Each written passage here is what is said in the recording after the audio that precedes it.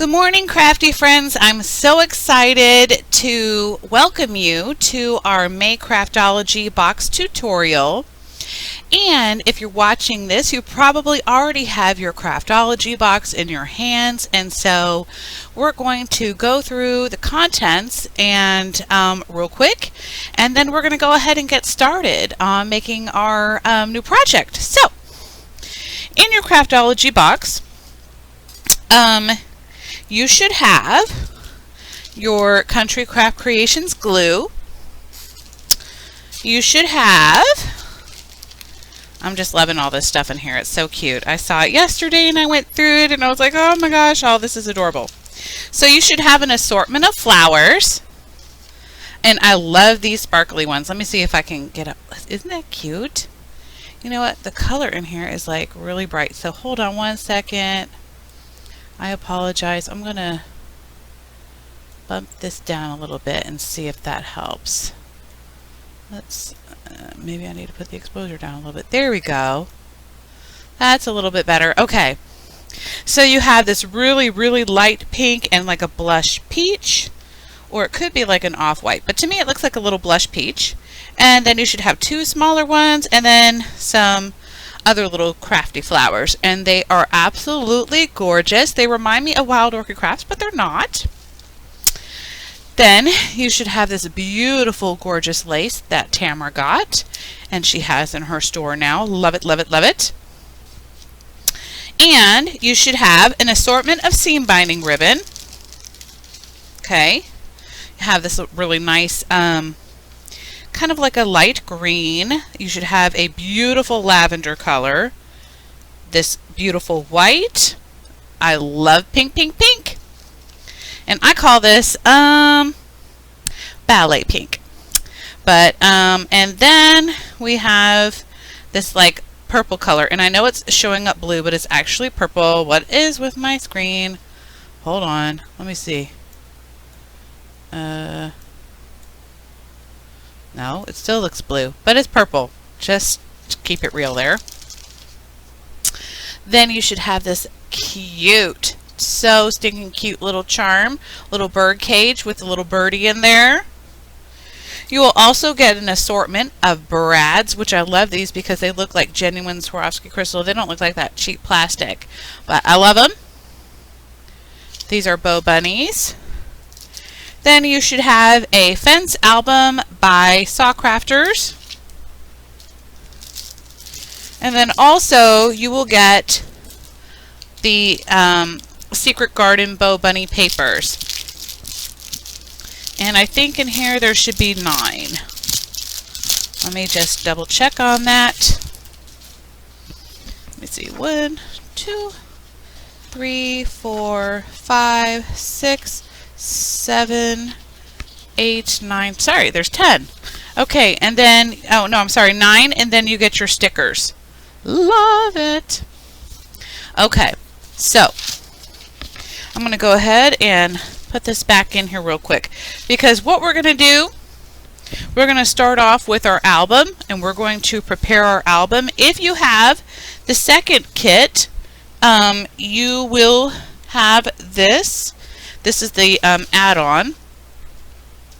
This is the grape glitter paste by Bow Bunny, and also the white gesso. And I'm so excited to have this because I have been purchasing like cheap gesso from Hobby Lobby, and when it dries later on it yellows, and so I know that this is really good quality gesso. So for your May Craftology box itself is $28.99 including shipping, and then for the add-on for this one, the white gesso and the grape glitter paste, it's $11.70 including shipping.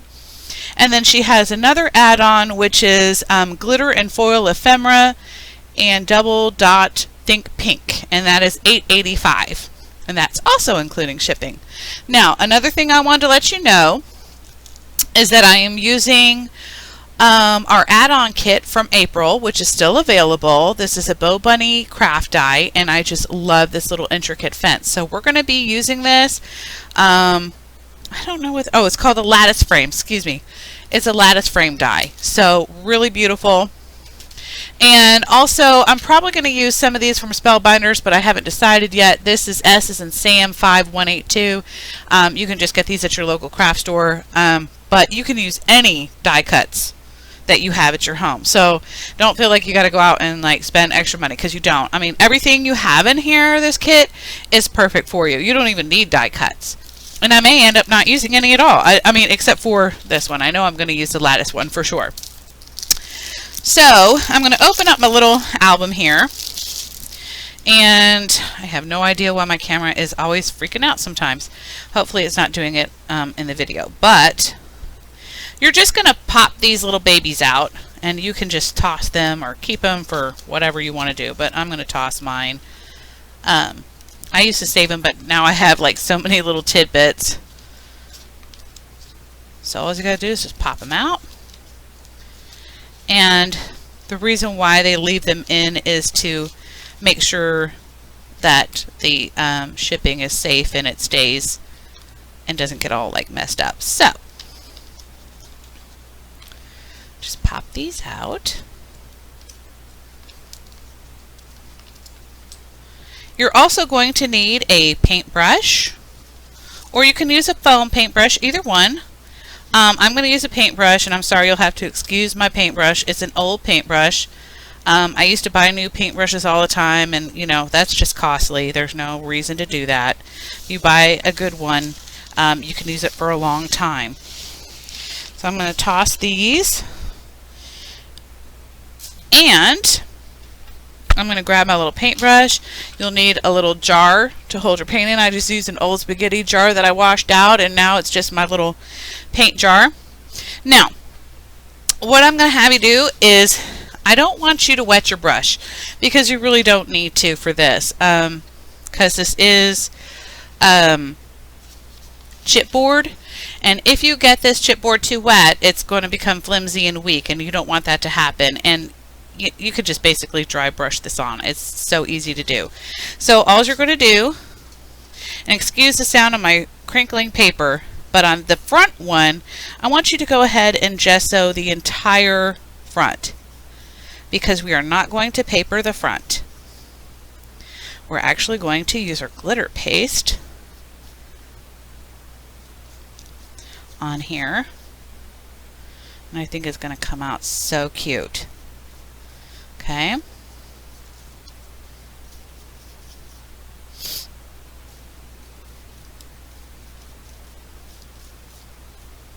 And I mean, you don't really have to pay attention to your direction for your first coat. I usually pay attention to the directions, you know, the direction on the second coat. But one thing you do want to be aware of is your little insides. You make sure you want to get in there too. And you'll find it really, you can even use some of your extra that's down here already.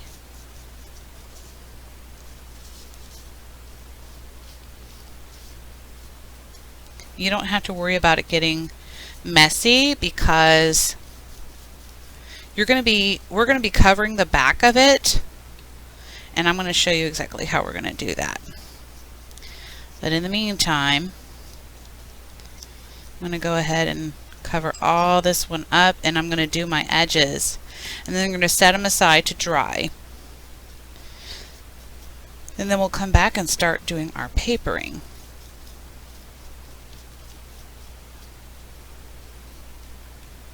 So I'm going to show you on this first one, and what I'm going to do, and then I'm going to show you on the back side what I want you to do for the rest of them, because you don't need to paint all these white, just only on the edges,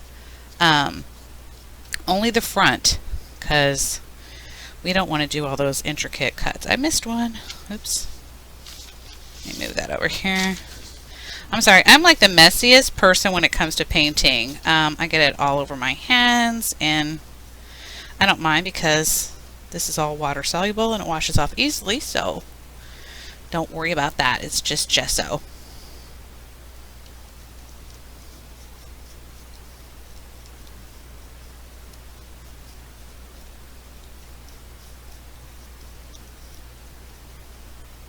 Now, once you do this, you're going to let it dry, because you really don't want to paint on, you don't want to do your second coat on wet paint, because it'll just keep sliding around and it won't actually cover it.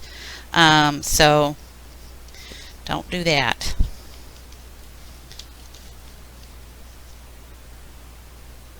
Okay, here I go, getting in my edges here.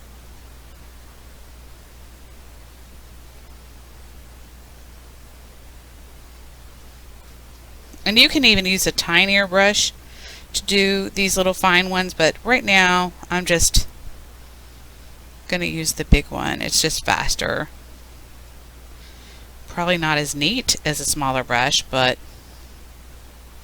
and like I said, don't even see how the back looks. Don't even worry about that. Trust me. We're going to cover that up. They're not even going to see that. So if you're messy like me, don't worry about it, because we're going to be just fine.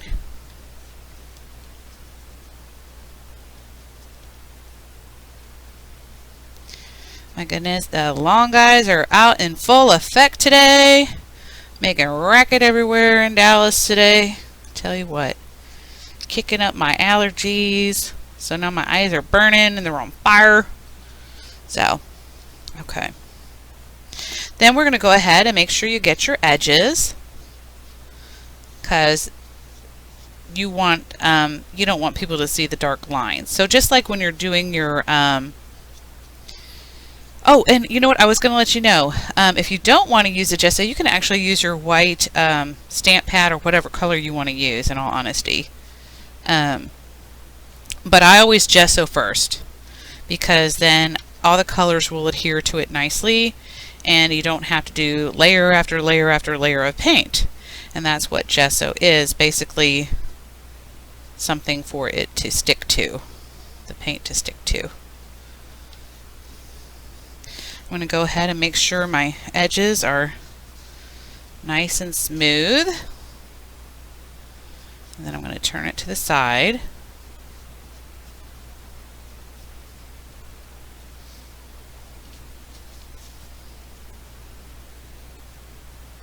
Okay, so I'm going to just look around, make sure I don't have any thick paint on the edges, because that will dry and that will show. So you definitely want to go in there and dig some of that out, and that's where I'm going to get in my fine brush. And look at this. This one is like an old fine brush. I don't even care. All I do is use it to clean up. I just call this my cleanup brush. I use it to clean up glue or whatever kind of mess I've made. See, I missed the bottoms here, so I'm going to come in here and do that.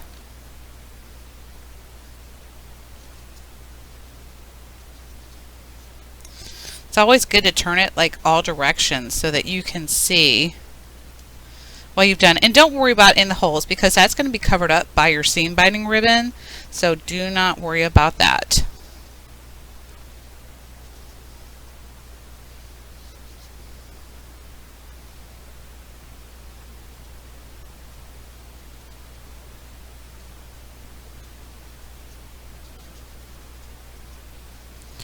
Okay, it's looking good. Just got a few more edges that I want to get nicely in here. And I'm probably going to turn it to the other side to make sure I got the other side. Let's see here. I did that side a lot better.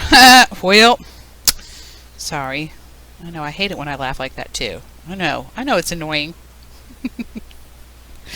When I do that, I'm like, okay.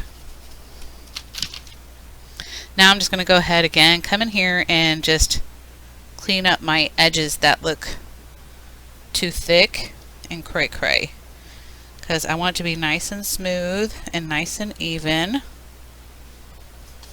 Okay, now I'm not going to paint the back of this yet, and like I said, I'm only going to paint around the edges here. You don't need to worry about anything in here at this point, okay? In fact, you won't need to worry about that at all. Let me just do this one more time. Okay, I'm going to put that to the side. Now, for the rest of them, you're going to do basically just your edge. So you won't have to, because you'll just, if you paint it all white, you're just wasting paint because it's going to be covered up by the papers. So don't even worry about that. Okay, getting my edge here.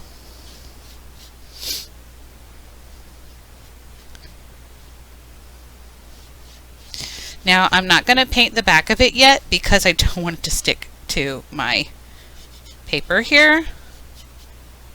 I do have a mat underneath here, but it's ugly. It's like got so many paint stains and I didn't want y'all to see that. I was too embarrassed.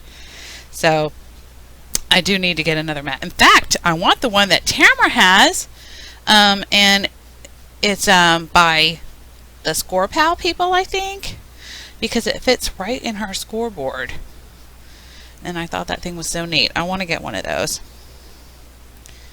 Okay, so I've got my edges.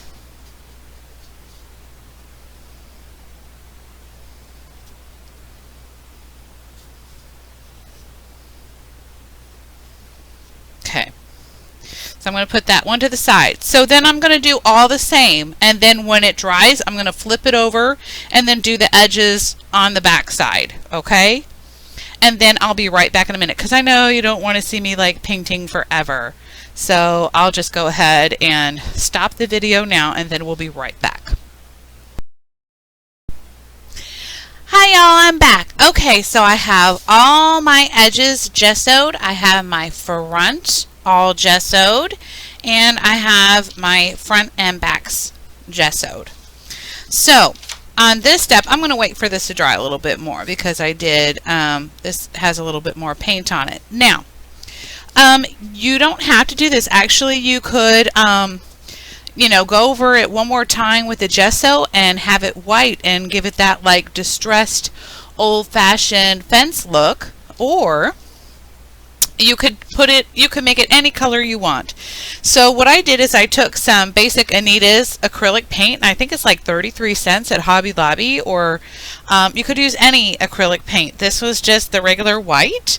And then this is the Americana acrylic. Oh, this is by Deco Art. Yeah, it's the same people, I think. Let me see. No, I'm sorry. This one is by Deco Art. This is by Americana, and this one is called Purple Cow.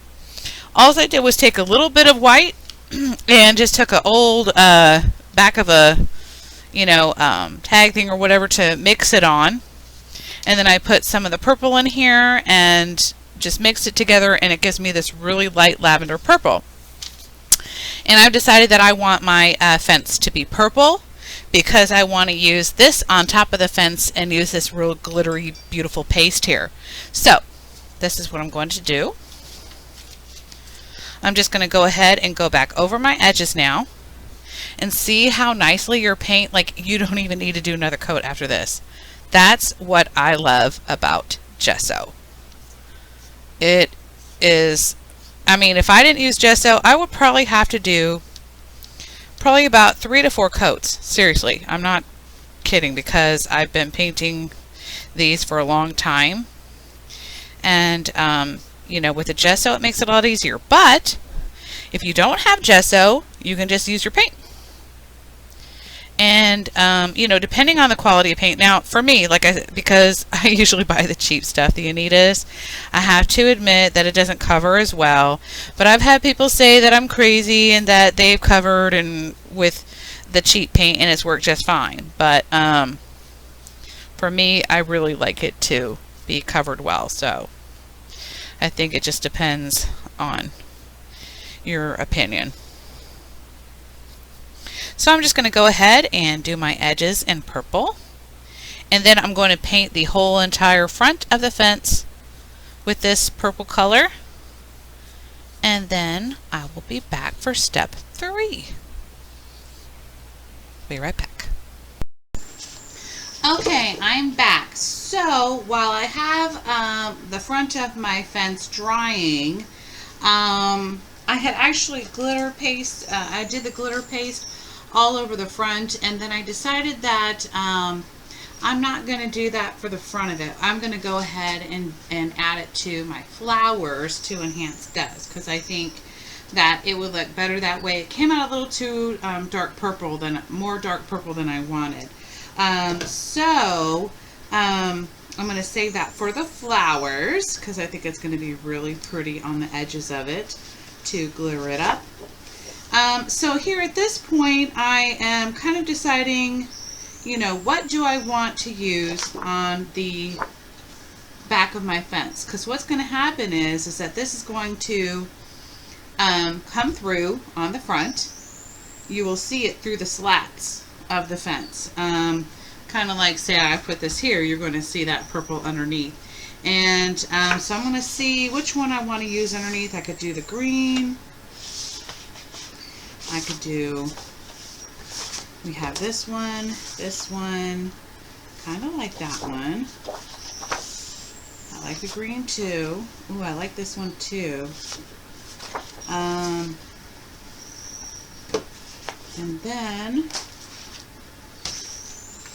sorry, that's my sticker page. Ooh, I like this too. So there's lots of things. I wouldn't use the birds because you wouldn't really be able to see it, and that would be like a waste of that page. So I'm going to use that for a different thing. This is pretty too. So let me see. I'm actually going to put my ephemera to the side. I could even use a darker purple. And then this page would be your first page. So let me see here. Take time, smell the roses. Oh, I like that too. Okay, well, you know what? At this point, I'm just going to put my ephemera sheets to the side because I'm not really sure what I want to do. Really like this blue too. And then this could be like grass, seeing grass through on the other side.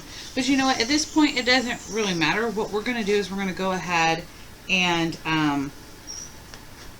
shape it. So basically what I'm going to do, and I'm sorry I have to kind of do this because you won't be able to see it because my desk is 2 levels. So I'm going to line it up with the edge of this paper and the edge of this paper. That's what I like about, let me see if I can get my desk.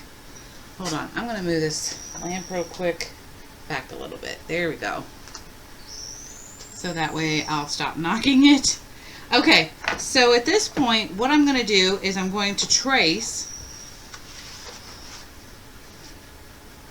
several times for all my pages, okay? And then I'm going to cut them out, and it's really simple. Doesn't take a whole lot of time.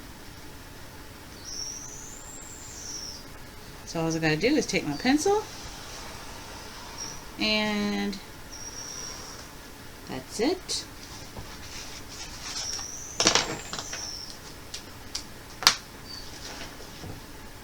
And then you just cut where your lines are.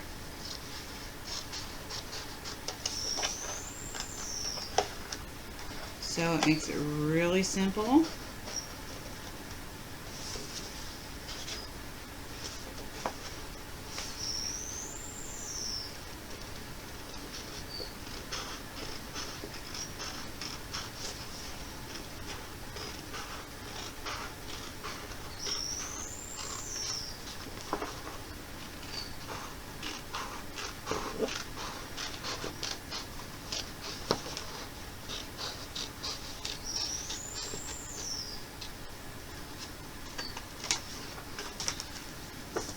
See? I think that is so easy. I mean, you really can't beat that.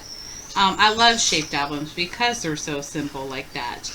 And then I'm going to go ahead and do it one more time for this image. And this one, for this side. Let me see. If I did it that way, then I need to go opposite. Oh, that's not going to work. Sorry. Let me just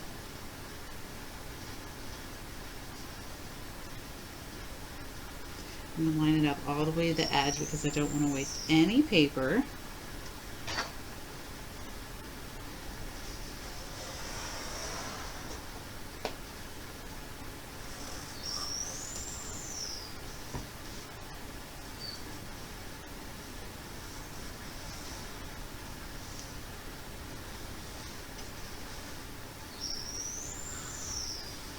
And with my cutting board, I'm probably going to go ahead and do this line straight because I think it'll look a little bit neater than me trying to cut it straight.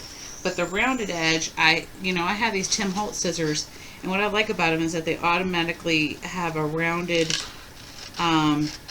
edge to them. So if you ever try to cut straight with these scissors, it ain't happening. Not at all. So I'm just going to go ahead, cut on my lines.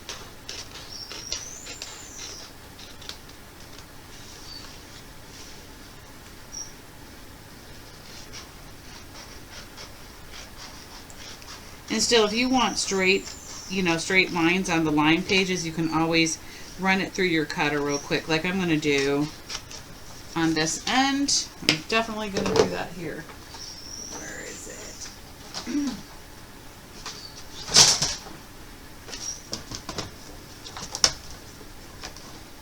And I know you really can't see my line here, but I know at home you'll be able to see your line and line it up. Move this over just a little bit. Looks like I missed the buck. Okay.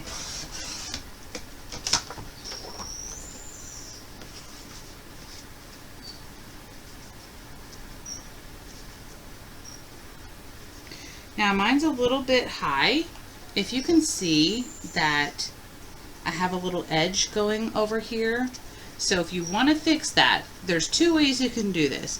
If you really want that shabby chic distressed look, you could take your Tim Holtz or a pair of scissors. I wouldn't use scissors just because I've had so many accidents. You could either use your Tim Holtz, which is what I'm going to do to give it that edge distressed look, or you could take another very, like 1/16 of an inch, like so slim, and that should do it. That should cut that edge off, like I'm going to do here just to show you.